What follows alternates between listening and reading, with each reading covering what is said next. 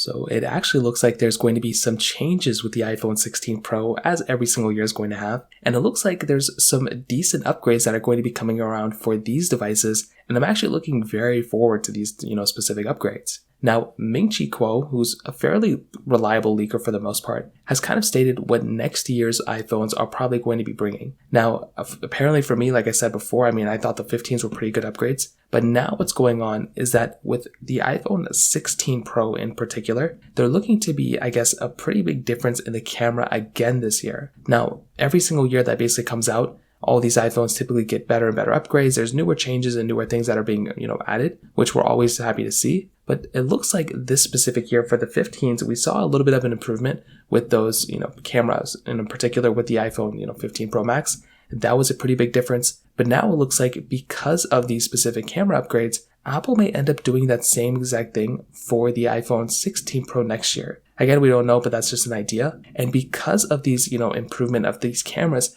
particularly in these lenses, that could actually make a pretty big difference for this next generation of iPhones. Now, it looks like Apple's going to potentially, apparently they went and cut the price of the iPhone 15 Pro Max telephoto lenses. So that apparently saved a little bit of money for Apple in that specific standpoint. And it looks like with the iPhone 16 Pros, there's also going to be some improvements for these lenses as well. And that is another pretty big improvement here. So far what we know, at least for the base 16 Pro and 16 Pro Maxes, not the base ones, but those specific iPhones, the Pro models of, next year, there could be some pretty big improvements for these particular iPhones with those lenses. And that is a really cool thing to see. Now, it's still up in the air of exactly what these iPhones are going to be bringing, but so far, from what we can kind of estimate, that's essentially what we're seeing. And I'm very much looking forward to what these iPhones are going to be bringing from that specific standpoint. So as of right now, that's what we see from the camera standpoint. On top of that, we're obviously going to be getting the A18 Pro chip inside of that particular iPhone. There's going to be lots of other improvements and bug fixes and those types of things